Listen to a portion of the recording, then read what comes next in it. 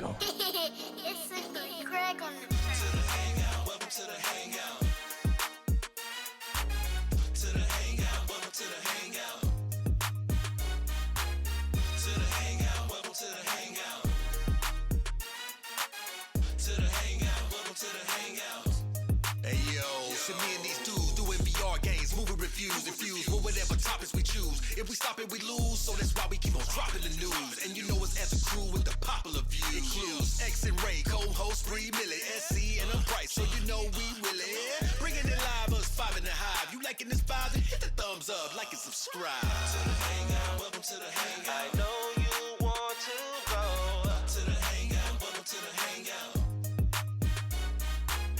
To the hangout, welcome to the hangout. Come and have some fun. To the hangout, welcome to the hangout. No matter where you're from. Hey, yeah, that's right. Welcome back to the Hangout.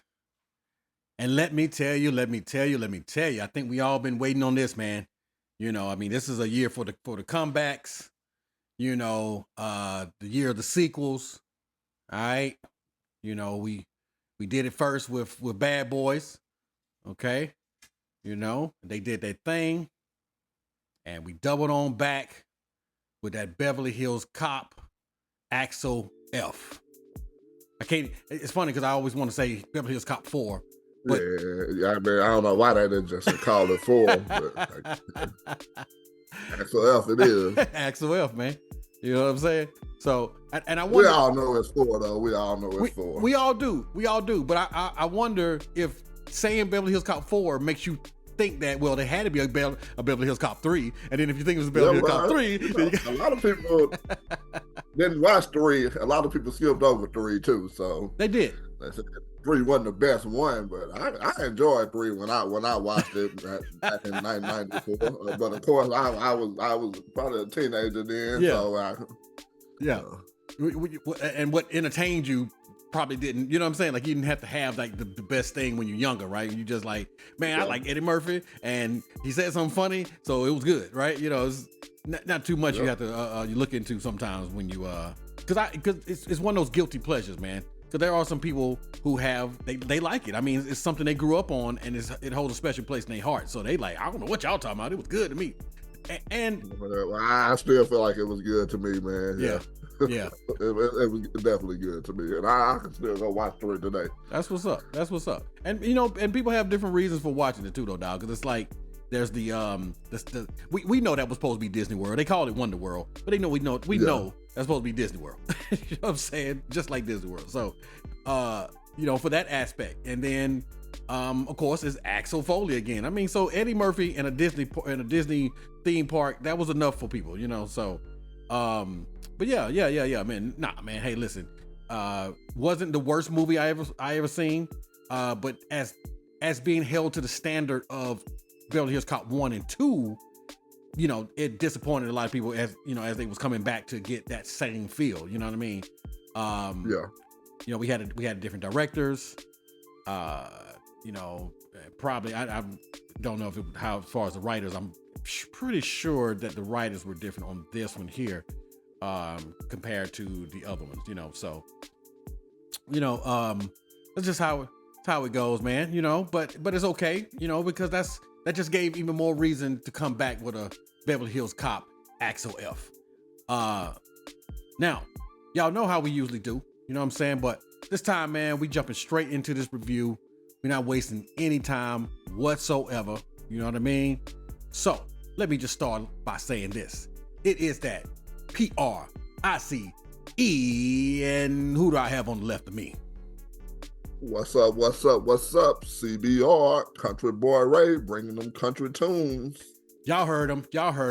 We are in the building. It is the Hangout experience, and you know they can't review it the way we do it. You know what I'm talking about? So, hey, man. We're going to show them how we do it. Already, baby. So, hey, man, listen, we up in this thing. Y'all in here with us. Y'all see the thumbnail. Y'all know what this is about. We here to see what Axel Foley is up to after 30 years. 30 of them, okay? 30 years. The last movie that he dropped, as Ray was letting y'all know, Beverly Hills Cop 3, 1994. It's 2024, man. And what is that boy up to? Looks like some of the same shenanigans, doing his thing, coming in, portraying to be other people to get in to certain places. All right. Tearing up the whole city and the cars and everything. Just doing what he do, man. And I gotta say, the first thing before we even get into the review, before we even talk about what we feel about the movie and then our scores and so forth and so on. When I saw it, I was like, okay, I want to see some Axel Foley stuff. And I will say they gave you some Axel Foley stuff. So right off the bat, right off the bat. Then they know, bro. I mean, they wasted no time. And this is a character that Eddie has been doing for years. You know what I mean? I think he was 22 when he first stepped into that role. So he knows Axel Foley. Before he knows probably any other characters that he does. This is probably his most revered, you know what I'm saying, known as character that he does, Axel Foley. And he has a lot of them. I mean, a lot of them. But this one here, man, is that pinnacle for him. And a lot of people, I think, want to see him succeed. And so what I'm going to start off saying is, for me, going into the movie, it really only had to serve one purpose. And it was just the one. I am in that group of people who, was not happy about Beverly Hills Cop 3. It was definitely my least favorite. Did I hate it? No, but it was my least favorite of the three. And for me, if that was going to be the last one, for that is what I would have been disappointed on. So being able to venture back into that world again, I was excited. Like, man, he gonna do another Axel, you know what I mean? Because you don't want to bring that back just to bring it back. You don't want it for a cash grab. Eddie has. That's what I thought was gonna happen, man. When they signed that movie deal with Netflix, I've been knowing they was gonna do a Beverly Hills Cop 4, but I'm like, okay, he signed this little movie deal with Netflix. Right. If they just throw some stuff together, or they gonna really give it to us. Right. And you know what's funny, man? You put me up on game with that one because I wasn't privy to that information. I know he did Dolomite is my name. And yeah. I'm gonna be honest with you, bro. I was shocked with that one. I was like, "Yo, this is good, bro." Oh yeah. That's when you find out Netflix bring that heat with these movies. I'm like, for okay, real. Netflix, y'all own to something. They own to something. People used to take them for a joke, like when Netflix first came out and they was doing it. They was like Tubi in a sense, right? You know what I'm saying? Yeah. Like people didn't take them too serious, and now people starting to take Tubi serious, right? Tubi's like, man, Tubi got some good movies on there, right? For free. Oh yeah. If you don't mind watching commercials, you good, right? They keep the classics too. They keep the classics. That's right. So now Netflix has some respect on their name. You know what I mean? Because I mean, you got to imagine, bro. You're going up against the Paramounts and the Fox Century, 20th Century Fox and the Marvels. You're going against all these heavyweights. That they looking at your little streaming platform like, oh, go and get out of here with all that. But they start pulling in these big names. Like when you said the 6-figure deal, I thought of Dave Chappelle immediately, like, him and his deals with the comedy thing. And he been crushing it. So I think other people have watched other artists make these deals with Netflix and been like sitting in the back, kind of like, yeah, I don't know. Let me see what happens with them. And then like, oh, okay, he made a lot of money. Let me go see what his Netflix talking about. Oh, yeah. So I think Adam Sandler was one of the first ones to sign the movie deal with Netflix. He did pretty good with his movie. He did. Yeah, he absolutely did. And they're very smart about it, bro, because if they hadn't had the names, like the Adam Sandlers, the Dave Chappelles, the Eddie Murphys, whatever, people wouldn't take them seriously. But now you have to take them seriously now, because they got some heavyweights. And so you got to pay some heavyweight money to get them names too. Yeah, exactly. But imagine now, if they can pay them, imagine the money they making, dog. Good. You know it. Nice. So yeah, man. Coming into this, it had one job for me. And that job was to basically redo 3 in a sense. So for me, this is Beverly Hills Cop 3.2. You know what I'm saying? Like, for real, dog. Like this is the second chance of 3 for me. You know what I mean? If we had to go out Like, let's just say this is it. This is the last one. If we had to go out on this, I'm satisfied now. I could put Axel to rest and be just fine. However, I don't know, bro. You have to tell me when we get to that part, to those parts. Yeah, do you think this is it, or you know what I mean? Because is it open enough for us to bring in something else? You know what I mean? Because according to him, you know, some of the interviews, he's saying like, "Oh yeah, they are already talking about a 5." I'm like, okay. Right, see, so you even said it. Okay, yeah. But yeah, man, no. So anyway, all right. So y'all know how we do this thing, man. We got to step into to the cast and let you guys know what's going on, who's all in this movie and whatnot. So of course, right? I mean, it's obvious. You can't have an Axel Foley movie, even if it's called Axel F. You can't have that without the man who started it all. And that's Eddie Murphy. All right. So my boy Eddie is definitely in there. And I must say, as we do, you know, black don't crack. The boy still looks good. You know what I'm saying? Skin looking tight. You know, everything about him still. Hey man, you know, he looking right, man. He looking right. He look like he took care of himself. I'm proud of him. You know what I'm saying? He actually had some, you know, like I said, some interviews, and he was just talking about the times that he would go out and be amongst the other celebrities, and you know, they all doing coke and, you know what I mean, and heavy drinking and all the other type of drugs, and you know, he was just like, nah, I'm good. You know what I'm saying? You know, I mean now he admitted, like, you know, every now and then he'd a little joint or something, but for the most part, I mean, he's like, hey, nah, I'm good on all that. Y'all do what y'all do. And you know, we've watched him surpass a lot of people, you know, that didn't make it, you know, that were a little harder on their bodies, let's just say, right? But he still looks young enough to be doing this thing, man. And I'm just really proud of him for keeping himself up like that. Next, of course, Judge Reinhold, Detective William Billy. That's all the people just say, Billy. Oh my gosh, man. Yeah, no, he you know, I think that's definitely a favorite, right? Definitely a favorite. Yeah. Mr. Rosewood, yes. Billy Rosewood. He's a fan favorite, of course. John Ashton, we know that as Detective Sergeant John Taggart. All right. And as we know in the very first one, him and Eddie Murphy didn't hit it off. Him and Axel Foley rather didn't hit it off so well, right? Taggart was a tough one. He was a tough one. Yeah, he wasn't about that plan. It's funny that he in the movie that he made Captain. I would have thought they would have went to Rosewood. Right. You know, especially being that in your movie, he had retired. You know what I'm saying? In 3, right? He had retired. And Rosewood actually had got bumped up to some DOIP, some kind of some name they made for whatever his role was. And so you're right. That's actually funny that you say that, because you would think he would have made Captain. Absolutely right. And I think there's some reasons for that, from things they kind of touched on in this movie, as why that possibly didn't happen, right? And they did pretty good setting it up throughout the movie, man. And pretty much answered a lot of questions that need to be answered. Like where was Taggart? You know what I'm saying? In the last one, that was answered. They did. So, all right. Another person that's in this movie, new addition to the cast, you know.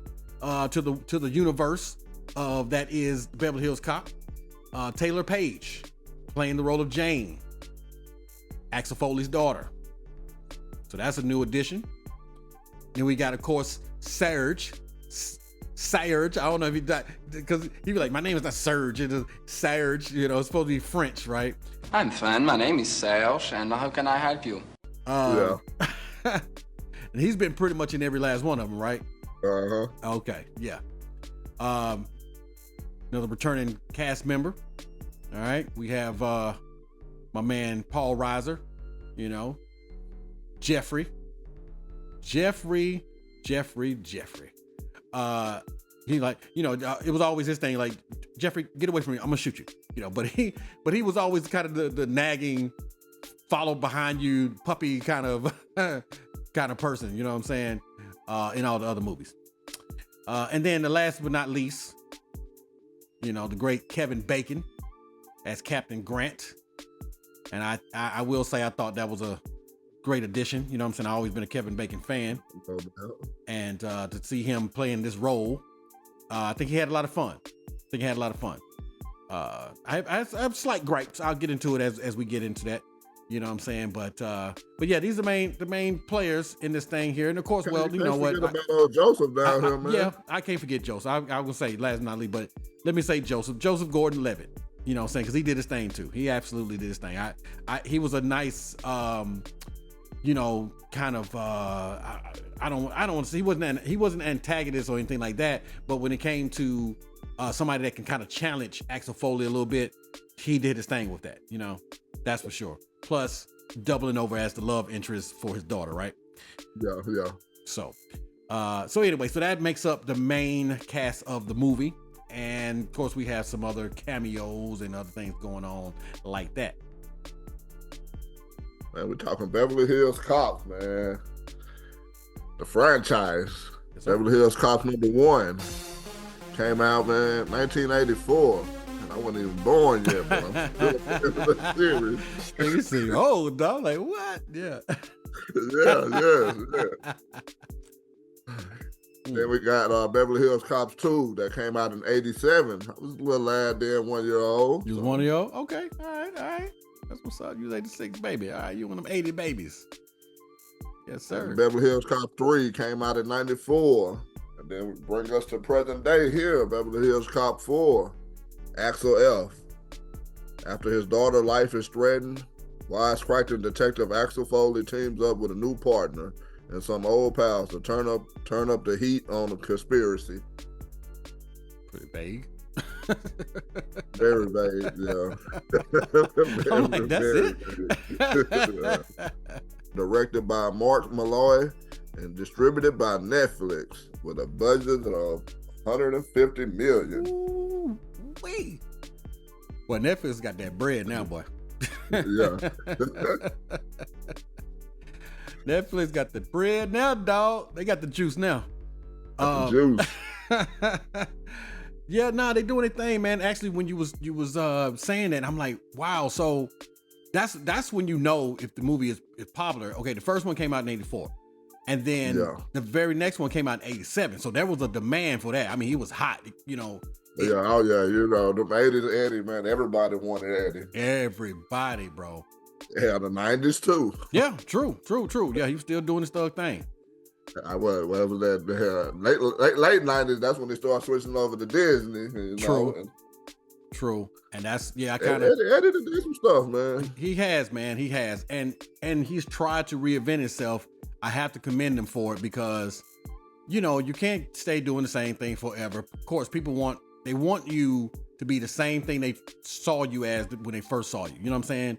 You know, and it's debatable. You know what I'm saying? I mean, you could try to do that and just keep giving people what they want, or you can try to, you know, reinvent yourself or stretch your legs a little bit and say, well, hey, man, I got other ideas and things and so forth and so on. Sometimes they work, sometimes they don't. He's definitely found that out. And what I like about Eddie, bro, he has been very honest about that. You know, the Pluto Nashes, you know what I'm saying, all the other ones that just didn't hit right. he's been very vocal.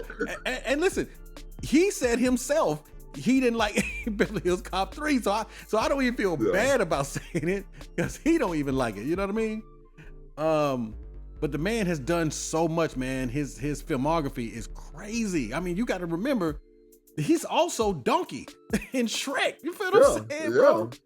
So, he was Dr. Doolittle. I mean, Norbit, the Nutty Professor. You know what I'm saying? Trading Places, 48 Hours, bro. 2 comedy specials. You know what I'm saying? He was in Life. Come on, bro. Life. Yeah. You gonna eat your cornbread. Don't forget about that TV show he had, the PJs. You kids are the reason I don't sweep up broken glass. The PJ. Oh, bro. And I'm still mess with the PJs today, man. It's funny, dog. It was funny. Straight up. Oh, bro, he was the golden child. You know, Yeah. and even though people crap on this, and I can't stand it, bro, that they do. Vampire in Brooklyn was good to me, dog. I don't care what Was nobody real say. good, man.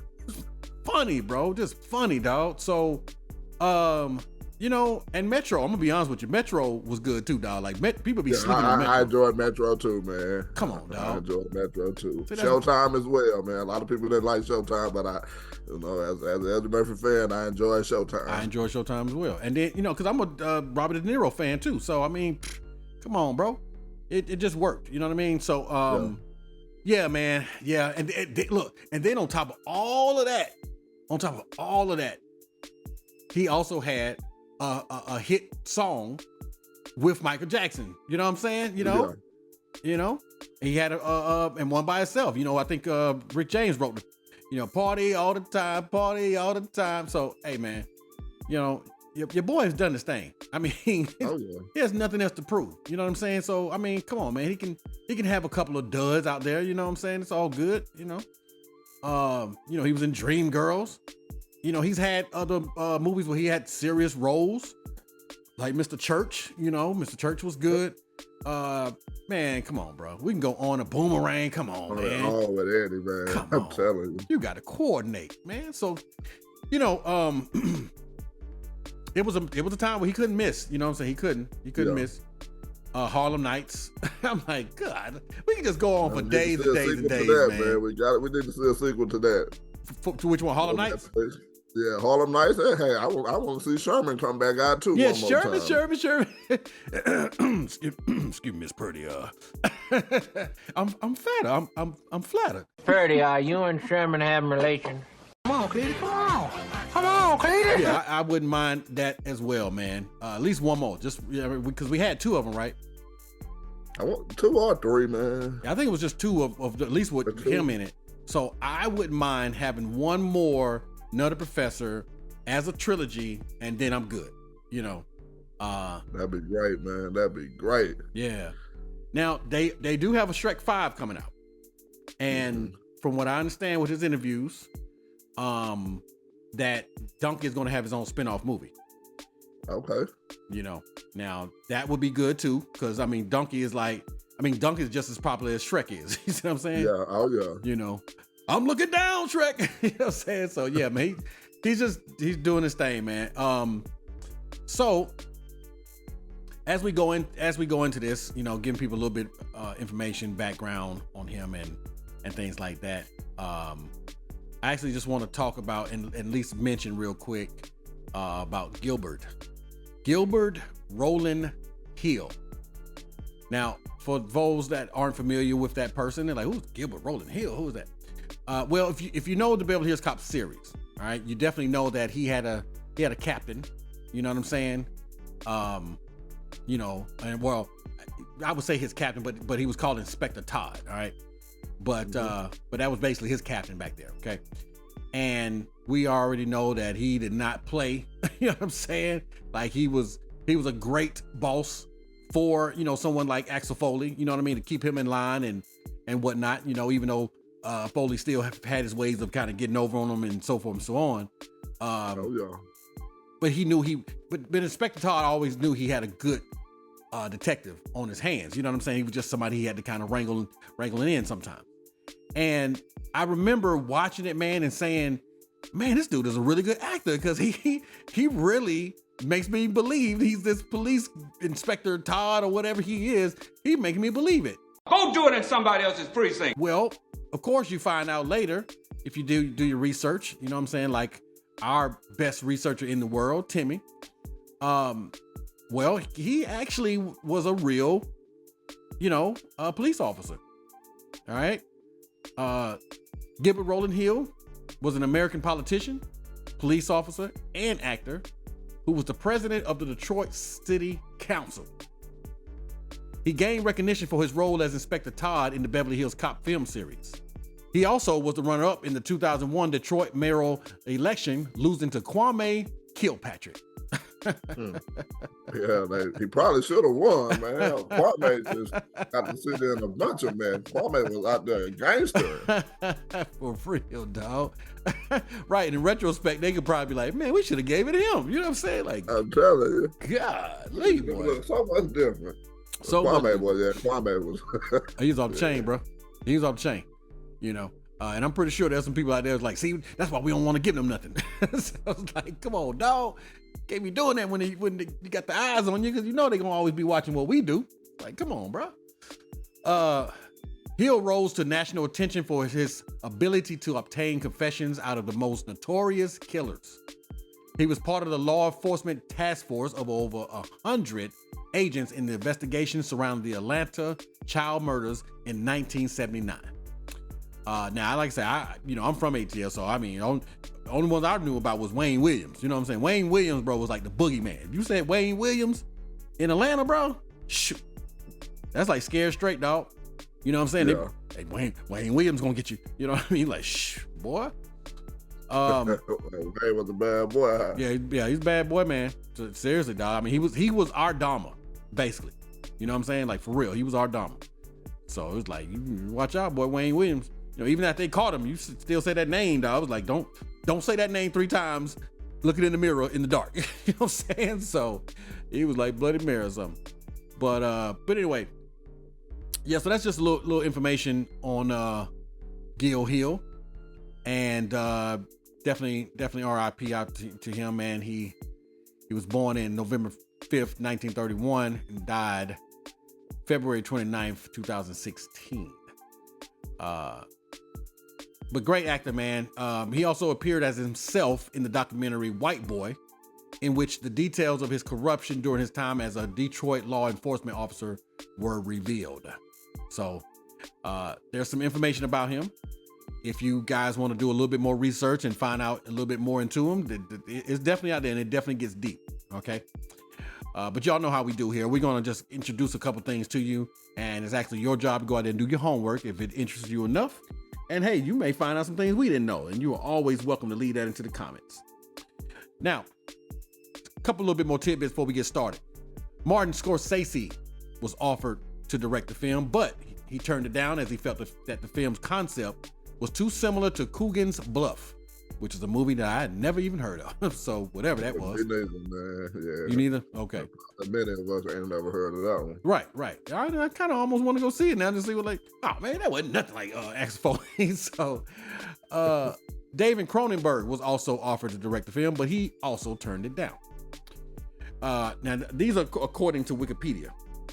According to Wikipedia, Sylvester Stallone was originally intended to be cast as Axel Foley, while Daniel Petrie. That wasn't gonna work. That wasn't gonna work, bro. Hey yo, Adrian. Yeah, come on. You know what I'm saying? You got that old slow drawl, and you know, I think Eddie. That was one little interview where Eddie was kind of imitating him, like, hey yo, put a banana in your tailpipe. You know what I'm saying? It's like it just don't hit the same, dog. It just don't hit the same. And I like old Sly Stallone, man. I like him, but he ain't made to be in everything, you know. And that's something to tell you, man, right there. You know, because of course, being Sylvester, who also not only directed some of his movies, but he would rewrite, you know, or write stuff because he wrote Rocky, you know. But he came in to rewrite, you know what I'm saying, the script that Daniel Petrie Jr. had originally wrote, turning the movie into a more action-oriented flick than ever intended. Now, here's the thing. That's fine. You know what I'm saying? You want some action into it and so forth and so on. But just that, you know, that insert of comedy, the way they did it, bro, it just made it like the perfect film. That brought people in too, you know. Comedy action. Let's do it. Let's do it. Because, I mean, you know, listen, perfect example, Expendables. Expendables is nothing but action all the way through, shooting people, blowing stuff up, some people with the worst aim ever. You know what I'm saying? Like, it's always a trip, dog. He's a trained, that's all it is. Right, he's a trained Navy SEAL and says, well, why he can't hit nothing? You know what I'm saying? Like, good grief. But yeah, dog, so all that's cool, man. Like you said, man, just for them to implement that comedy into it gave it the balance that it needed. And Eddie Murphy was the perfect person for that balance. Because it was believable. You know what I'm saying? Especially when he was younger, man. He was able to do some of the little stunts and stuff, diving on the thing. You know what I mean? It just... I used to think Eddie was a bad boy, man, growing up. Straight up, bro. Yeah. And still is. I mean, and listen, you know, when we're younger, we don't know about movies, right? We don't know about stunt doubles and all that other stuff. But at the time, it looked real, right? Now, real. Now the funny part about it, like if you went to back to Beverly Hills Cop 1 for a perfect example, bro. I think I might even show Timmy this at one point in time. Like the part where he's in there and he's talking to Victor Maitland. He done went into the restaurant. He's telling old boy, you know, I think Victor has herpes simplex 10, and you know, and the guy's like, you know what? I think you better go and tell him that yourself. You know, I think that would be best. So he goes into that scene, and the old boy stands up. Now, let me just say this real quick for the people that don't know. The guy who is the right-hand man for Victor Maintenance in Beverly Hills Cop 1, if you watched Breaking Bad, that's my man Jonathan Banks, you know, who plays Mike, right?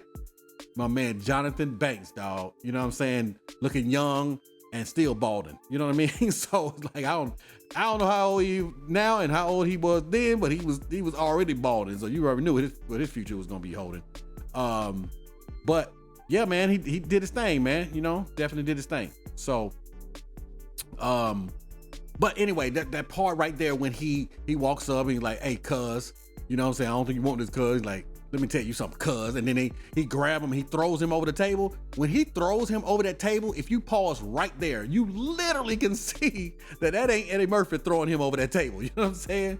So right there, bro, and it's funny how they do editing and cutting and all this stuff. But right there, bro, you can see it clear as day. It is the craziest thing, man. So, anyway, I too, bro, used to, you know, oh man, he's bad. He be flipping over stuff, and then you realize when you get old, you're like, okay, yeah, that's a stunt double, right? Yeah, stunt double, like a mother, man. Yeah, man. So, but either way, man, it's still cool. He's still the man. You know what I'm saying? We still love him. Still doing his thing. So without further ado, y'all, I know y'all want to jump into this thing. So we're gonna go ahead and play this trailer for Beverly Hills Cop 4, Axel F. Roll that beautiful beam footage. Good morning, everybody. It's another beautiful day here in Beverly Hills. What the hell was that? Let me guess. Foley. Did you say Foley? Foley! You stole a helicopter! I didn't realize that you couldn't really fly a helicopter. Otherwise, I would have came up with a different idea. I told you it was a bad idea. Oh, he shot my rotor off! Shit! You know, this is very embarrassing. You know, part of me rather get locked up than get put in this little Fisher-Price-looking squad car. Y'all are the Lego cops. Jane, hey, this is your father. Before you hang up, I'm in town. I've been arrested. And... Hello? You sure y'all paying y'all's bills? Because this phone don't work. This isn't my first time in Beverly Hills. Yeah, I saw that. 84, 87, and then 94. But this place has changed a bit. What brings you back to 90210? I got a call from Billy. He's in trouble now. What do you want from me? I want you to be a cop again. You gotta do something. Axel, if you damage any city property... You're in a snowplow? Yeah, we in a damn snowplow. What's the problem? A lot of blind spots in the snowplow. I'm on an undercover mission with Axel Foley. You're pissing off a lot of people. That means we're getting close. Y'all safe? Everybody safe? There's no seatbelt in the middle. The hell with the seatbelt? We're on the edge.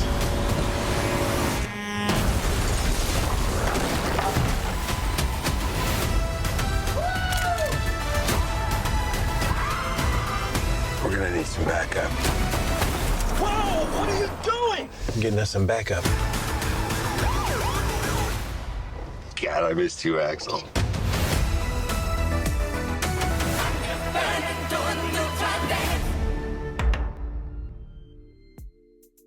Woo! All right. A lot going on in that trailer. A lot going on, man. A lot going on. Hey, listen, if you know, I have never seen that movie before. I've never seen one Beverly Hills Cop. I would see that trailer and be like, you know what? I'll give it a chance. Yep. You know, so, you know, as you can see in the trailer, you know, as we said in the cast, you got, you know, Rosewood and Taggart and all these people, man. And, you know, basically Axel Foley is back in town. He's back in Beverly Hills. He's, you know, ready to tell some stuff again. And you can see for the trailer, like I was saying earlier, you got all the Axel Foley isms. Axel Foley, you know, he tears up cars and he always commandeers another vehicle, right? Some big old vehicle, whether it's a truck, dump truck, snow plow. You know what I mean? Don't matter. If it got wheels, he gonna be in it, bro. You know what I'm saying? He in it, and he's always, you know, he's like one of those people that's always got to get his man, right? He always gets his man. So, so definitely, man. Just from the beginning, bro, when you come in, I'm like, all right, let's see what we got. Let's see what we doing. And you know, first when he started in on the hockey thing, and you know, telling the old boy about the the Winnipeg Negro League hockey league and everything. Right there, bro. Oh, Woody, man. I got the first laugh right there, bro. I got the first. Yeah, no doubt. I was right in. I said, all right, Eddie, that's how you started off. Let me get a little chuckle, you know? Now, you know, I had to really think about this, man. It's not a comedy per se. You know what I mean? It's a cop movie, bro. It's, you know, it is an action movie. You know, it's not necessarily a comedy. It's the fact that Eddie's in it that has to be the comedy / action. But to me, it's kind of been more about the action for me. It wasn't like, ooh, I want to go laugh, so I'm just gonna watch Beverly Hills Cop. It just happened to be the added bonus is the fact that Eddie make you laugh too. You know what I'm saying? So, yeah. But the story was always good. I always felt like the bad guys were good. Like I said, 3 is my gripe. That's, you know, I didn't feel that the bad guy was as strong as the other ones.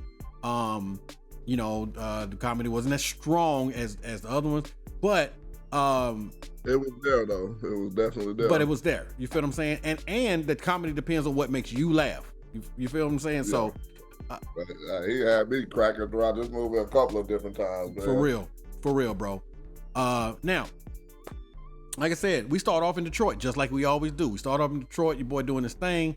And then what we find out now is, you know, there's a case going on. Rosewood is a part of it. And we have now Taylor Page playing Jane. She's a lawyer. She's representing, you know, this young man who's got caught up in some stuff, you know, and she's trying to clear his name. And this goes a lot deeper than what we know, you know what I'm saying? And that person is played by Damian Diaz, playing Sam Enriquez. Now he's caught up in some stuff though, man, because I mean, you know, he's messing with the cartels a little bit, you know what I'm saying? I mean, and as we know, it don't matter what movie it is, if it's the cartel involved in it, bruh, they're nobody to play with, right? Now here's the thing. I want to say this already, dog. The premise is a little bit similar, even though, like we said about that synopsis, it was very vague, extremely vague. But it kind of reminds me of what was going on in Bad Boys 4, where you had crooked cops and they're involved with the cartel, right? And somebody's being framed, and you know what I mean? Like, it was kind of that similar thing, you know, in a bit to me. I think the only kind of major difference was Billy was kidnapped, and you know what I'm saying, that little stuff, and you know, the daughter dynamic. So going into this, bro, I was like, okay, Axel Foley has a daughter, and when we go into all the other movies, right? He's a loose cannon in the sense, man. He, you know, he ain't got no kids. He can just go in there and no kids, no wife, none of that, dog. You know what I'm saying? So already going into this, bro, I was like, all right, they added some depth to this movie, to the character, because now he has an ex-wife, and he has an estranged daughter, right? And you know, there's people that go through that stuff. I mean, that's real life stuff. You know what I'm saying? She even made mention of it in the movie, pertaining to the fact that, hey, he comes in, he's the hero, saves the day, but then what about his kids though? You know what I'm saying? How do they feel about that? I mean, we look at it like, oh man, that's Axel Foley, and he's saving the day, and he's a hero. But I mean, maybe his kids feel different. Like, well, you spending all your time saving the world. What about us, right? Yep. Definitely a real thing, and I thought them adding that to it, you know, just really put a little bit more weight and a little bit more realism and depth to the movie, because he's not perfect. You know what I'm saying? And while some people like, oh, he saved the day, there's other people like, okay, and you know what I'm saying? You know, he's just tearing stuff up. Just tearing stuff up. Exactly. The same way, bro, it was with the Avengers, right? The Avengers, they saving the day and they saving the world, but they also knocking down buildings and doing all type of stuff. Like, who gonna pay for all that? Who gonna pay for that? You know. But anyway, man. So I just going into it, I was already like, that's what's up. That's how you change it up a little bit, you know. So yeah, man. Like you said, bro, I'm going in. I'm already got some chuckles in, you know. And then now we get a chance to go to Beverly Hills, go to Beverly Hills again, because you know you got to have a reason to get him there. And the only way that you can get Axel Foley there is, and if you notice from every movie, it translates over that same kind of way. The only way to get him to Beverly Hills is he's got to go there because of somebody he cares for. Yep. All right. The very first movie brought, you know, he went to Beverly Hills to find out who killed his friend. Part 2, he went because Captain, what was his name? Lieutenant Andrew Bogomil.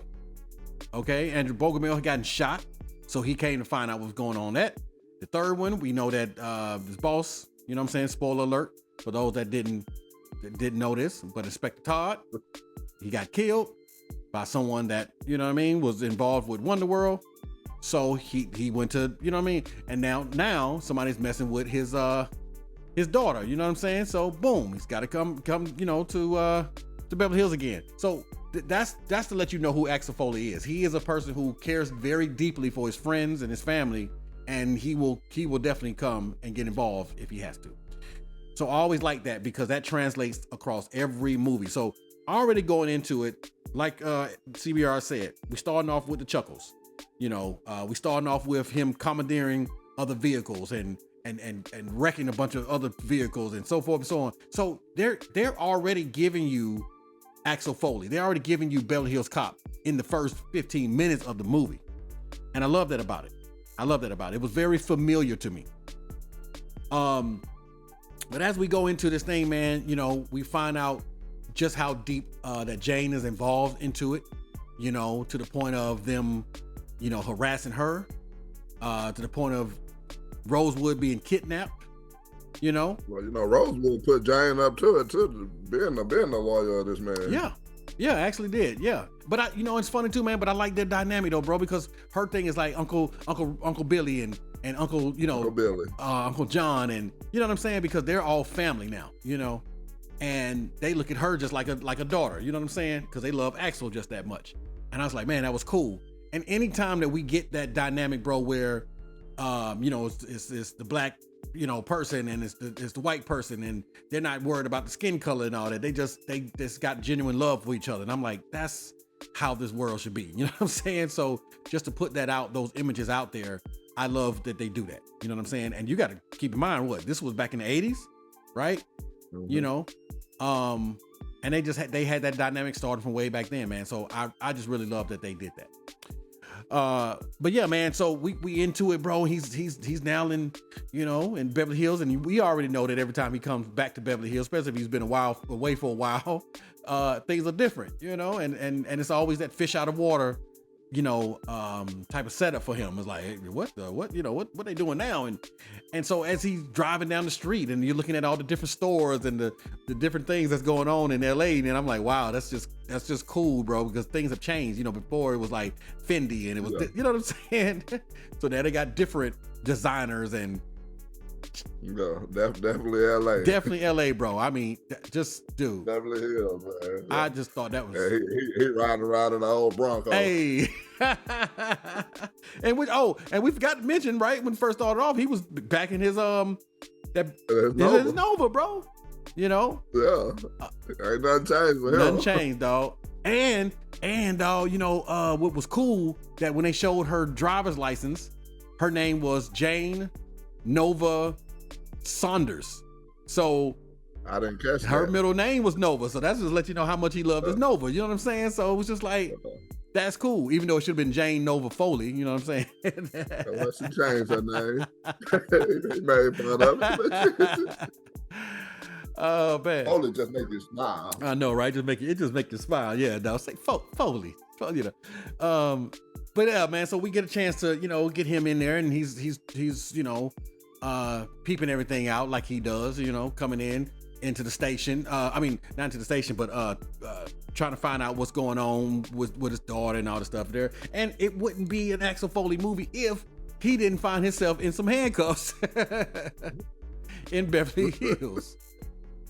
Never fails. Never fails, dog. So just a nice little callback to the first movie where he gets arrested and he's in the car and he's like, wow, this is the nicest police car I've ever been in. Well, he gets arrested this time and now he's like, yo, look at this little Fisher Price car that you know what I'm saying? Y'all about to put me in. What is going on with this car? You know, the Lego police. Yeah, right. The Lego police, yeah. So what a nice little tidbit for those that don't know. I'm just trying to call out some of the things that, you know, we found out along the way. The woman that arrested him, that was actually his real life daughter. Yeah, definitely. And that was cool. That was cool, man. Just to be in that point of your life now where you can actually put your daughter in the movie. You know what I'm saying? And I mean, it's not like she had to have a lot of range to put them in handcuffs, but she did a fairly good job to me, you know? So that was cool. And yeah, man. So of course, you know, he makes it to the you know, the station and everything, and they do their thing. Like, you know, he doesn't like to tell people who he is, of course, you know. And but once that name comes out, people are like, oh, you're that Foley. You know what I'm saying? We heard you. Heard about you, boy. You know what I'm saying? That dude, his name is synonymous with, you know, chaos and, you know what I'm saying, craziness and everything. But that's when we first get a chance to check out Joseph Gordon-Levitt's character, you know. And like I said, man, I thought that the way they handled certain things in this movie was just genius, because as he's sitting there with him with the handcuffs on and he's going through his files, and you know what I mean, they open the file and everything, which was cool too, because they actually, I don't know, did you notice this, bro? Yeah, I caught it. Okay, so look at the age that we're in. Most of this stuff is on computers, right? It's on computers. Well, his files were in an actual folder. You know what I'm saying? Paper folder, dog. And I was like, oh, that's cool, because that's an old school representation of it. You know what I'm saying? Back when they had everything in paper form and you had to actually open a file cabinet, pull out a folder, and you going through people's files. Well, I like that since all of this was back in the 80s and whatever, that his stuff was still in a folder. You know what I'm saying? It's still on paper and stuff. And I'm like, man, that's real. That was pretty real. And so he's going down the list, and I know what you're talking about. He's going down the list. Oh, in 84, you did this, and then 87, which he's naming off all the movies. And then he said, in 94, wasn't your finest moment. And I'm like, that's perfect, bro. I mean, because that was they got it right. They definitely got it right. They got it right, CBR. I mean, that was the perfect wink to all the people that felt like, yeah, man, I ain't really. And he wasn't talking to you, apparently, because I know you love it. But for all the rest of us, that was a nice little wink, dog, to all of us that felt like, man, I sure wished he could have done that differently or however. So I just appreciated the wink to the audience at that moment. But I also appreciate his character, you know, that he wasn't afraid of Foley. You know what I'm saying? You know, and he wasn't just going to let Foley, you know, just bully him or do what he does to everybody else. You know what I mean? He was a nice little challenge for him. Oh, yeah. And he's going to do his job, too. And he's going to do his job. Exactly, bro. Exactly. And he was smart. He wasn't just a, you know, throw you around type of cop or whatever. You know what I'm saying? He was, you know, his strength seemed more mental. You know what I mean? Kind of psychologically, you know, connecting with the person. And then we find out as we go on, of course, that this is Jane's love interest. You know what I mean? And which I thought was another cool thing, right? Love is love, you know what I'm saying? Didn't matter skin color, anything like that. You know what I mean? This is the person that she loved. So, and then of course we find out why they weren't together and what actually happened with them, which made sense. You know what I'm saying? Like it all tied in, right? Her issues with her own father being a cop and everything. And it's just like, man, they did the thing right. So anyway, man, he's doing his Axel Foley thing, and you know what I mean, getting into his, detective mode, and he's get a chance to go across and see your boy Taggart, which I gotta say, man, listen, I'm gonna say this first, because I don't want to say this the wrong way. All right, I am happy.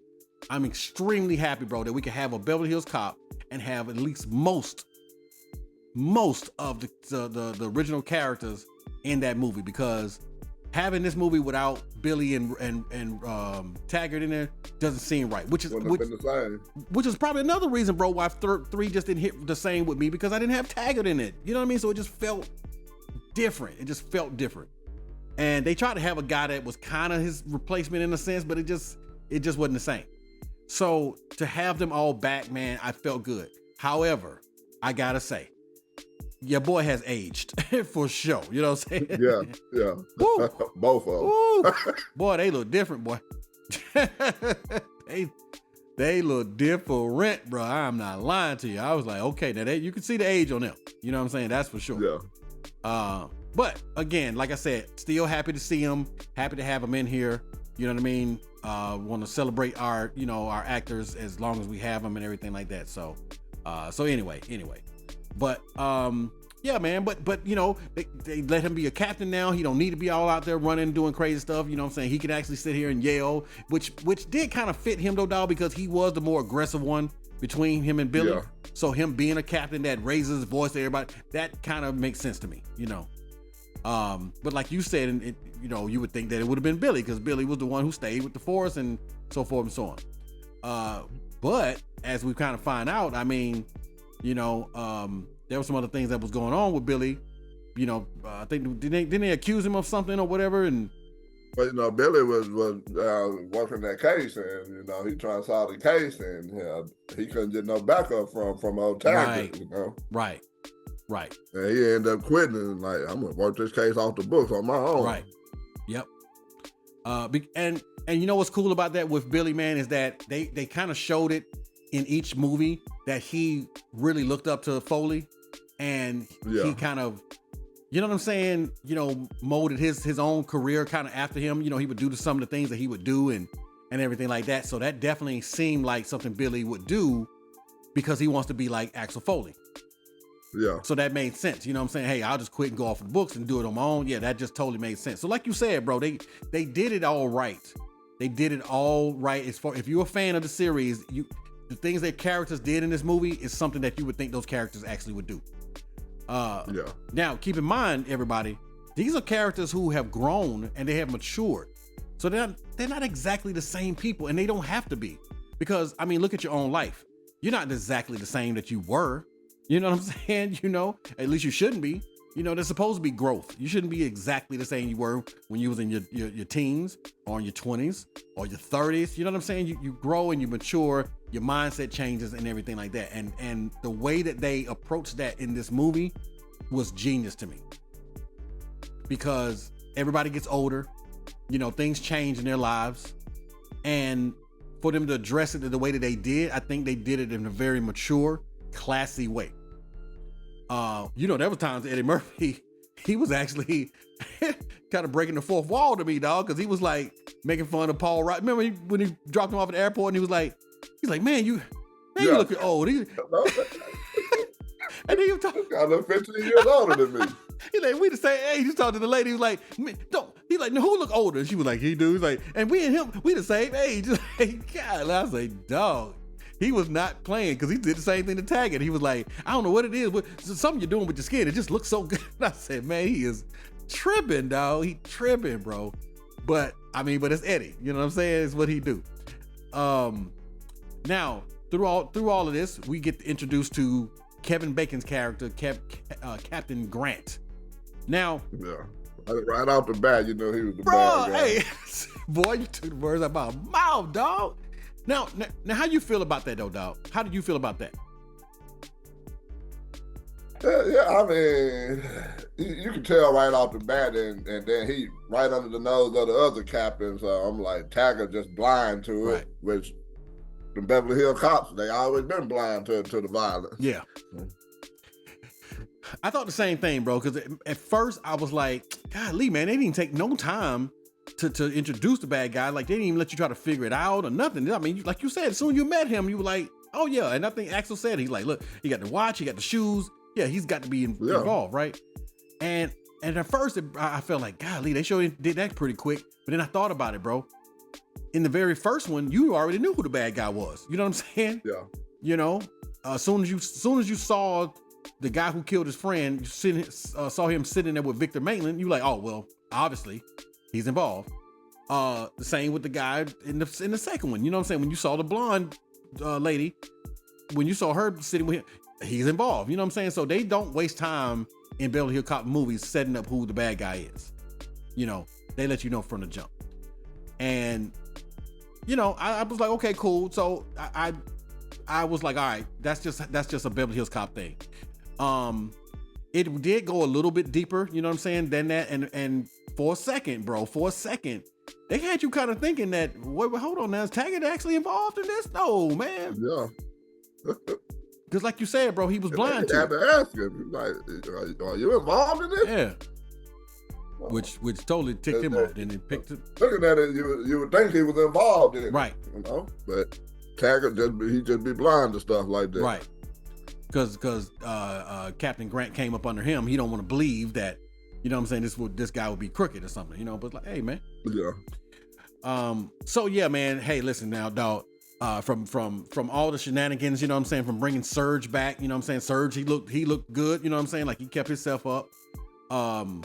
You know, now I will say there were a few jokes that was a little forced for me, you know what I'm saying. I'm like, all right, they didn't land as well, but I'm gonna say for the most part that most of them did to me, you know what I'm saying. Yeah. And you know, it made me chuckle at the times when I felt like I needed to chuckle. But then there was the times that they needed to be serious and they addressed certain things, especially between him and the daughter. It landed good for me, man. Now, I wanted to ask you this though, bro. How did you feel about Taylor Page's portrayal of Jane?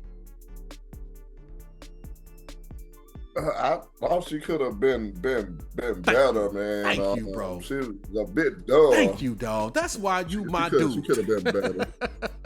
That's why you my dude, bro. Because I knew you was gonna keep it real. Listen, no disrespect to her. I mean, she pleasant woman. You know what I'm saying? Nice looking woman. All that, bro. But to be Axel Foley's daughter, she just didn't have the same energy that I felt like she needed as his daughter. You know what I'm saying? Yeah. You know, I didn't think she had the comedic timing that she needed to have as Axel Foley's daughter. I'm gonna be honest with you, bro. I'm gonna be honest with you. And I hate to say this because I'm not the biggest fan, and sometimes they put her in stuff that just seems so typecast to me. I think I would have preferred Tiffany Haddish as his daughter in this movie. Oh man, that would have been interesting. That would have been interesting for sure, bro. I would have. Oh man, you feel me? You feel what I'm saying? Like she would have had that energy. Yeah. That would have been like, okay, that's an Axel Foley daughter right there. You know what I mean? Yeah. Now could she have pulled it off as being convincing as a lawyer? That part I don't know. Yeah. But as far as the comedic chops and all that, yeah, I think I would have preferred to see Tiffany Haddish in that role. So that's my one gripe with her, man, is that she was okay, bro. I mean, she wasn't bad, but I just didn't feel like she held her own as his daughter. Personally, I think I would have preferred to see someone else. Like I said, a couple of jokes that didn't land for me and whatnot. But as far as, man, from the beginning to the end, story wise, being cohesive, I think all in all, bro, that they did a good job. Now, the other thing I was going to mention to you, bro, and you tell me how you feel about this, because you saw Bad Boys 4, right? Mm-hmm. Okay. I'm going to be honest with you. I think that this movie would have hit even harder if Bad Boy 4 didn't exist. in this year, I would say. In this year. Yeah, oh yeah. And if that movie would have went to the theaters, I would have paid my money to go see it. For sure. I absolutely would have. Now, did they make the better decision by going to Netflix and not taking that chance on, you know what I'm saying? You know, because if you do take something to the movie and it don't hit, you know what I'm saying? Now it's known as a flop, right? Yeah. Movies don't necessarily flop on Netflix. I guess I haven't heard too many movies that they say, man, that flopped. Well, you don't really flop on Netflix. That's the number one streamer on Netflix right now. It surely is. It surely is. So, you feel what I'm saying? Now, number one streaming on Netflix sounds way better than. It was okay, you know, as far as the what I'm trying to say, the box office numbers and whatever. So for that, I think they might have made the better decision to just stream it. But yeah, man. So that's just my personal feeling that I think the movie would have hit harder if it wasn't for Bad Boys 4. Bad Boys 4 was a beast. It was a beast. Yes. It's still knocking down doors, man, out there, bro. It's the franchise, the whole franchise has $1 billion. Okay. Unfortunately, they can't say that about this one. They got the same amount of movies. You feel what I'm saying? Yeah. It's 4 Bad Boys. It's 4 Beverly Hills Cop. Now, well, Bad Boys got 2 powerhouse stars. They do got 2 powerhouse stars. That's fair. That's very fair to say. But there was a time when you could have 2 powerhouse stars if you wanted to. That was they couldn't mess with Eddie. You know what I'm saying? Yeah. That was a time that Eddie Murphy still was like killing them, dog. So I think that, like, let's just say the directors from Bad Boys 4 would have directed this. I think it would have been a different movie. That's nothing against Mark Malloy or anything like that. He did a fine job. But like we said though, bro, with the daughter, with, you know what I'm saying, some like I said, some of the jokes that didn't land and whatever. I think the movie definitely could have been better. Like for instance, Luis Guzman. I like him. I like him in most stuff. Did I like him in this? You know what I'm saying, bro? It was okay. Yeah, well, he could have did without his scene. I could have done without his scene. So that's my point, bro. It's like, did it hit hard all the way through? No. But did it make you feel like, man, I could have been doing something else? No, it didn't do that either. I appreciate that they brought the movie out. I appreciate that for me, as a fan of this series, that it makes me not think about 3. You know what I mean? Like, for real, bro. Now, here's the thing. Now that this one exists, I probably can go back and watch all 4 of them now, because as I'm watching 3, I know, all right, there's a better one after this. So let me just get through this, and then I'll get to 4, and then I'm back on track, you know? So for me, all in all, bro, what I have to say basically about this whole movie, because I don't want to spoil it for me. It's on Netflix, y'all. You know what I'm saying? Y'all get to go watch it yourself. It's not something you got to wait for and anything like that. If you got a Netflix account, if you can borrow somebody's password before they shut all that sharing down, you can go ahead and watch it yourself. But I will say that if you're wondering what I think about this movie, I think that all in all, it did the job that it was supposed to do, which was for all us who felt hurt or disappointed or sad about what was Beverly Hills Cop 3. This one right here made up for that. We can pick all through it and say, yeah, they should have done this. Oh yeah, man, that scene didn't work. We can sit and do that all day. But I'm not going to do that. I'm going to say that everybody that's listening, you should go and absolutely watch Beverly Hills Cop 4. Because if you're a fan of Eddie Murphy, if you're a fan of Axel Foley, if you're a fan of the Beverly Hills Cop universe, it's a good movie. It's a good movie. So, now, what I would like, you know, is that if anybody feels differently about that, if anybody feels like, you know what, I agree with CVR, man, I think 3 is better than this. You know what I'm saying? I think 3 is. I ain't say 3 was better than this. What I'm saying as far as they like it to the point where 3 is their movie. You know what I'm saying? I think you'll get some people to say 3 is their movie, man. Yeah.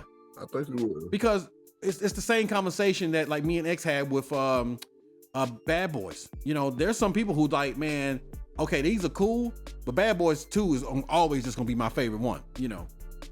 And I realized that because Bad Boys 1, bro, listen, I like Bad Boys 4, I like Bad Boys 3, I like them all. But Bad Boys 1 is I still agree. my movie, bro. You know what I'm saying? Oh yeah. It's just my movie. The comedy, everything hit. Yeah. Ooh, it just hit perfectly. It was just like almost a perfect movie for me.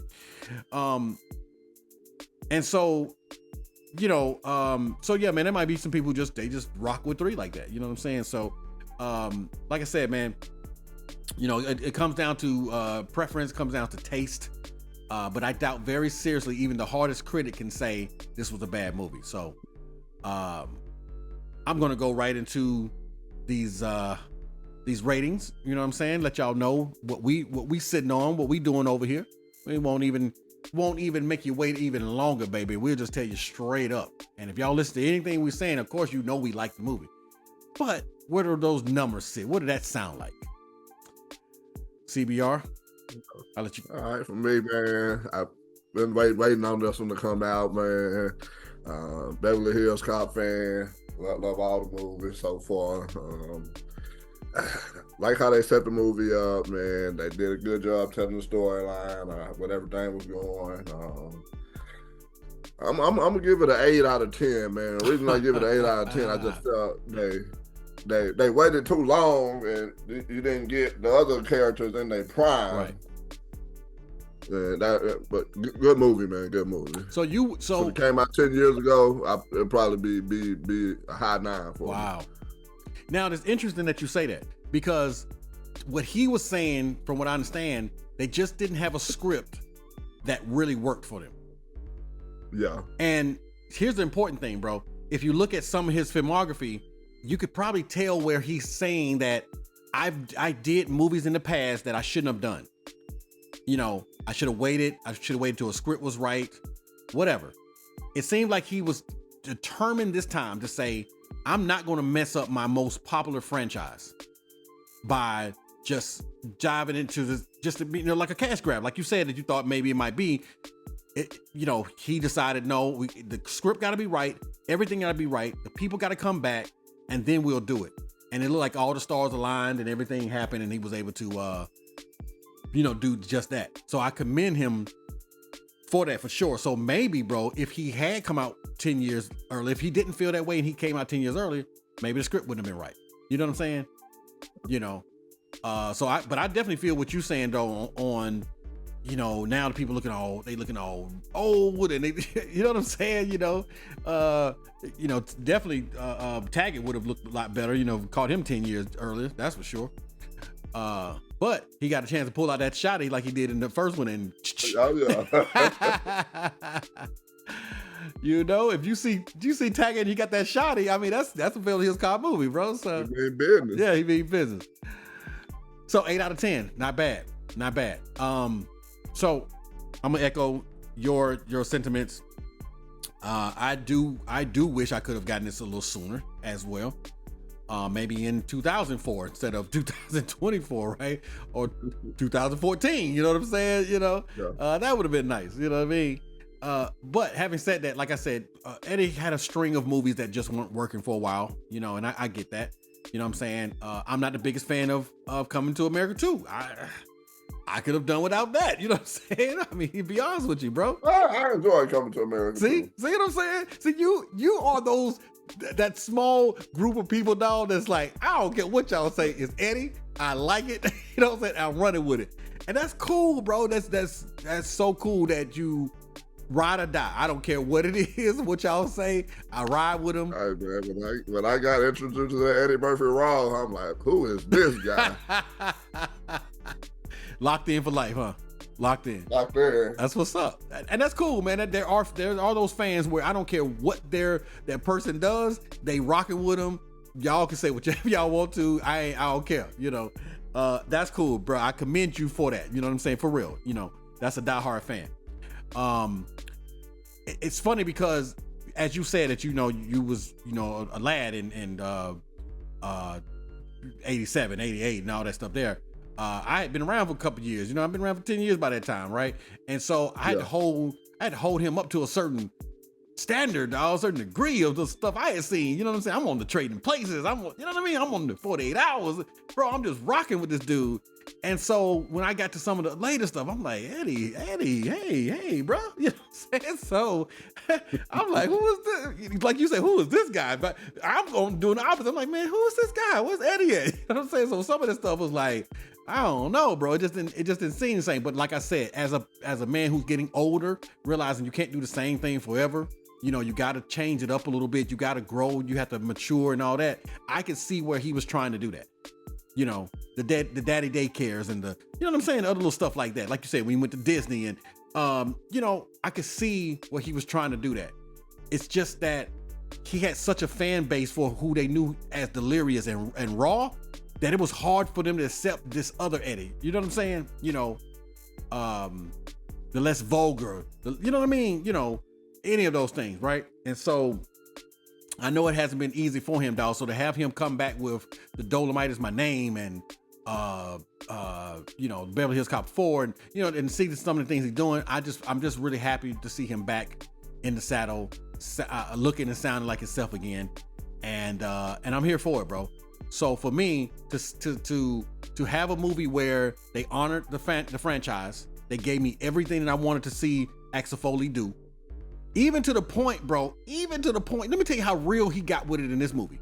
He is known for coming up with, yes, I'm the such or the such, just to find his way into something, right? When he got to that hotel, bro, that Beverly Hills Palms Hotel, and he was starting to say, yeah, I'm the reporter from such, and he's like, you know what? I don't even feel like doing that. Just tell me how much it costs. I'll just pay it. You know what I'm saying? I was like, that's real, bro. That's super real. Yeah. Because that's maturity in this character to say, I don't even feel like going through all the line and to try to pretend to be somebody else. I'm tired. I'm Axel Foley and I don't even feel like doing that. Just tell me how much it is and I'll just pay it and we'll save each other the trouble. I was like, wow, bro, that was cool to show growth of that character. So like I said, man, they gave me that. They gave me the winks, you know, to the Beverly Hills Cop 3 that didn't work for some people. And when he said wasn't your finest moment. They did all of that. They addressed, like you said, dog. You said it in the beginning of this podcast. They addressed everything, and they answered a lot of questions. They solved a lot of mysteries, and I can't be mad about that. So the thing about his daughter and the thing about, you know, other little stuff that I can gripe about, it's small to me.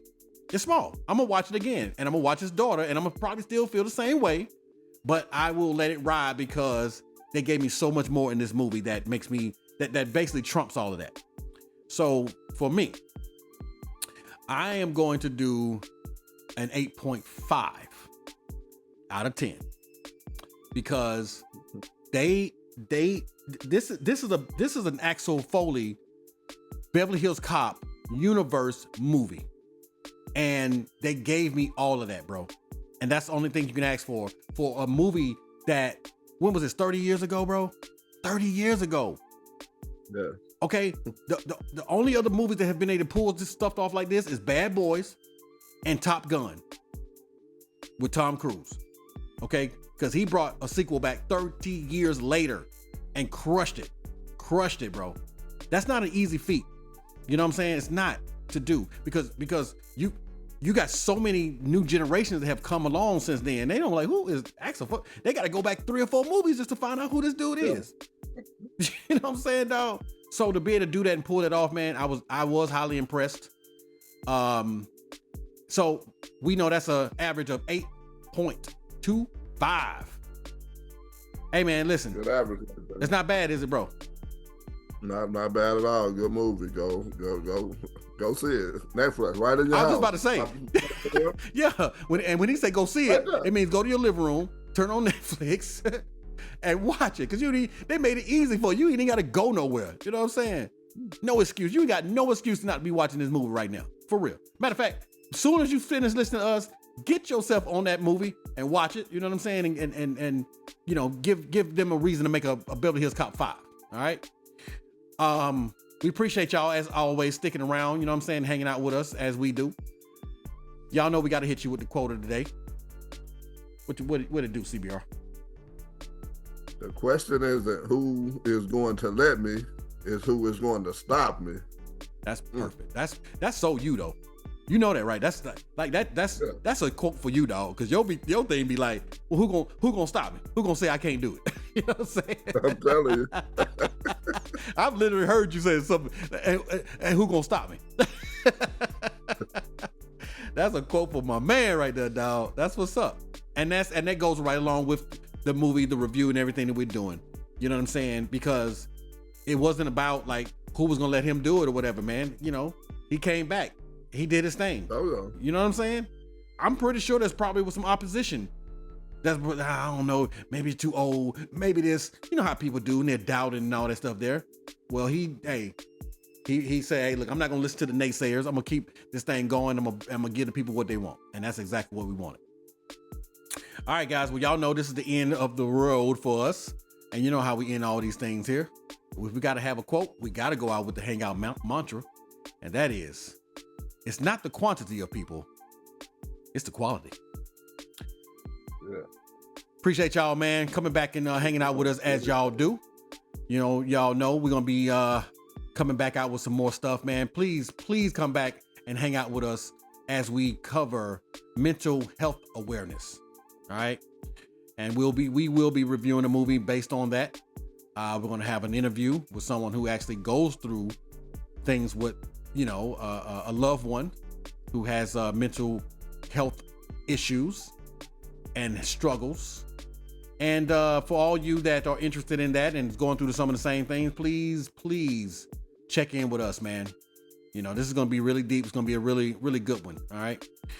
Appreciate y'all again. And for all of you guys that checked in on that Bad Boys 4, thank y'all so much, man. We crossed over that 300 mark. We appreciate y'all, man. And we love y'all. And please make sure you come back to the Hangout. Peace. Peace.